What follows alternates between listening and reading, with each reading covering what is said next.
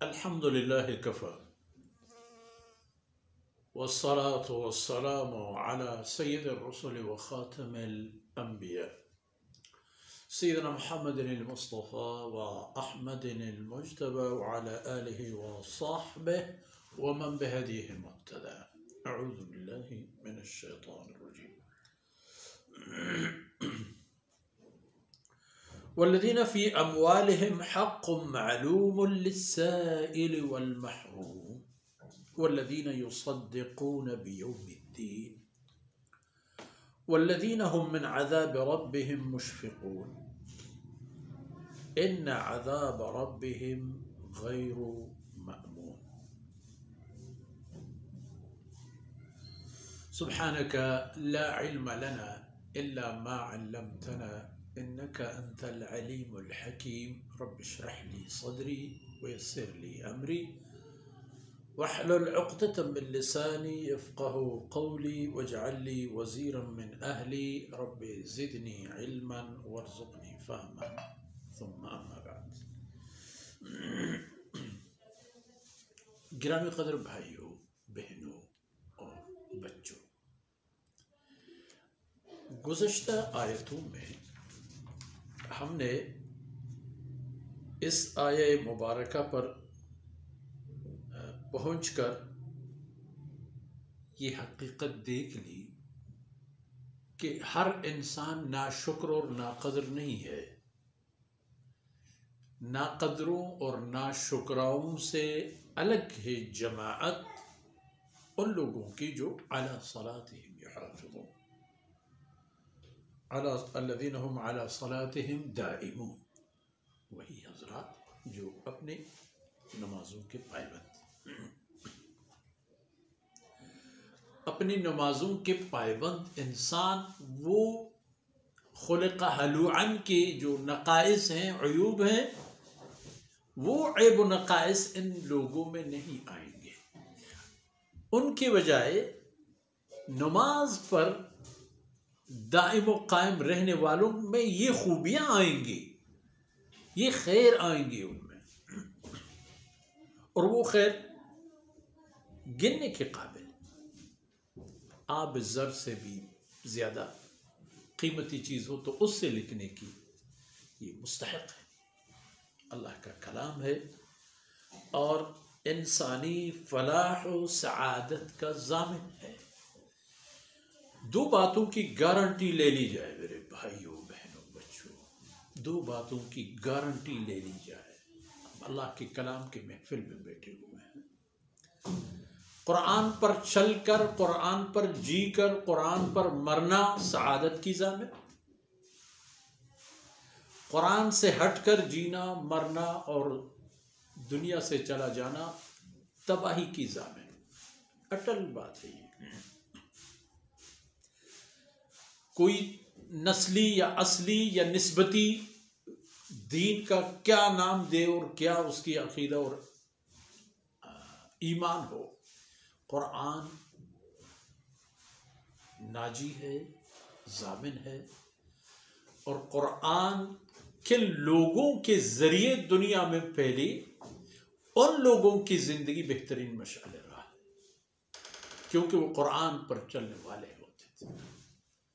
وہ صرف قرآن پڑھنے والے پڑھانے والے نہیں ہوتے تھے، قرآن ان کی زندگیوں میں حاکم، قابض، اجاگر. تو یہ صفات اس میں پیدا ہو جائیں گی جو لوگ نمازوں کے پابند ہوں گے. وہ کیا ہیں؟ والذین هم فی اموالہم حق معلوم. اور پھر نماز میں قائم و دائم رہنے والے، ایمان والے، ان کی ایک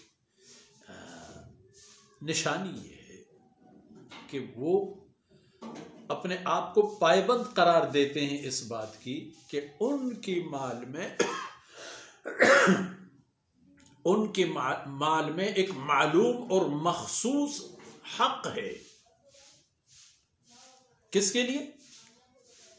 للسائل والمحروم. سائل وہ گداگر قسم کا انسان جو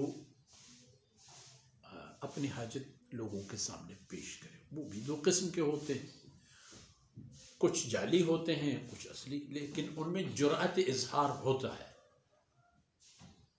وہ اپنی بھوک پیاس نہیں چھپا سکتے، پرواہ نہیں کرتے. جماعتوں میں اجتماعوں میں جہاں کہیں ہجوم ہو لوگوں کے، او بھائی میں لٹ گیا، میں مر گیا، میں یہ ہوا، میں وہ. یہ سائل کے زمرے میں آتا ہے. محروم ایک الگ طبقہ ہے. محروم وہ لوگ ہیں جو کسی مشکل کی وجہ سے ان کی دولت ان کے ہاتھ سے چھن جائے، کسی آصف میں، کسی زلزلے میں، کسی جنگ میں، اسی طرح کی چیز میں جو ان کے پاس جمع پونجی ہوتی تھی وہ غارت گئی. یہ ہوتا ہے محروم. محروم کا ایک قسم اور بھی ہے، اور وہ محروم وہ ہے کہ جو ہر جگہ ہاتھ نہیں پھیلا سکتا. اس کی عزت نفس اور سفید پوشی نے اس کے ہاتھ پاؤں کو تو باندھا ہی ہے، اس کے منہ پر بھی اس نے تالا لگا دی.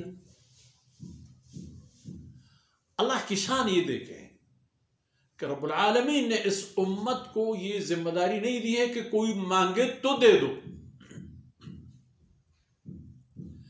اس کی ذمہ داری یہ ہے کہ جن کو اللہ نے وسائل سے نوازا ہے وہ دیکھیں، تلاش کریں، ڈھونڈیں. جہاں کہیں اہل حق یعنی حقدار مل گیا دے دیجئے. آپ کا سودا جس ہاتھ سے دے کے آپ اس کے ہاتھ میں تما دیتے ہیں اس کے ساتھ نہیں ہے، وہ تو امین ہے آپ کے پاس، قاصد ہے. قاصد ہے اللہ رب العزت کا. سودا میرا اور آپ کا اللہ کے ساتھ. للسائل والمحروم والذین یصدقون بیوم الدین. اور یہ لوگ وہ ہوں گے کہ جو قیامت کے دن کی یقین کر لیتے ہیں، اس کا انکار یا شک نہیں کرتے. والذین هم من عذاب ربهم مشفقون. ان کی ایک اور نشانی یہ ہے کہ وہ اللہ کے عذاب سے ڈرتے ہیں، مطمئن ہوتے اس سے کہ میں تو نماز پڑھتا ہوں، کیا کرتا ہے عذاب میرا. انسان نے اپنی تباہی کے کوئی سامان ایسا نہیں چھوڑا کہ جو اس کے ہاتھ میں نہ ہو. معمولی سی کوتاہی بھی سبب بن سکتا ہے کہ اللہ کی نعمتیں انسان کے ہاتھ سے چلی جائیں اور انسان اللہ کے نعوذ باللہ گرفت کا شکار ہو جائے. اس لیے ڈرتے رہنا چاہیے، باوجود کہ ہم نیک اعمال میں مصروف ہوں اور ہماری نیکیاں بھی دن بدن بڑھتی چلی جائیں اور ہم برائیوں سے دور رہیں، پھر بھی مطمئن نہیں ہونے چاہیے. ان عذاب ربهم غیر مأمون. کیونکہ اللہ کے عذاب سے کوئی امان کی جگہ نہیں ہے، کوئی گارنٹی نہیں ہے کہ اللہ کے عذاب نہیں آئے. پھر جن کو اللہ نے ان صفات سے نوازا ہے کہ جن صفات کے ذریعے سے ان کی ایمانی قوت بڑھ جاتی ہے اور ان کی اللہ رب العزت کی نعمتوں پر شکر گزاری اور قدردانی بڑھ جاتی ہے، تو ان لوگوں کی یہ نشانی بھی ہوگی کہ وہ اپنے آپ کو محفوظ نہیں سمجھیں گے، خوف اور امید کے بیچ سے اپنے راستے لے کے چلے جائیں گے. ان کو اللہ رب العزت کی طاقت معلوم ہے، ان کو اپنے نقائص کا پتہ ہے، شکر گزار ہوتے ہیں اللہ رب العزت کی، اور اللہ کی بندگی میں ہمیشہ فروتن ہوتے ہیں، بچے ہوئے ہوتے ہیں. ان میں کوئی رعونت یا غرور گھمنڈ نام کی کوئی چیز ان کی زندگی میں نہیں ہوتی. تو آج کی باتیں یہیں تک، اور اہل ایمان کی اور بھی صفات ہیں ان آیتوں میں، اگلے نشست میں انشاءاللہ ان پر بات کریں گے. اللہ رب العزت ہماری کوتاہیوں سے درگزر فرمائے اور اپنے رحمتوں سے دنیا اور آخرت میں ہمیں سرفرازی نصیب فرمائے.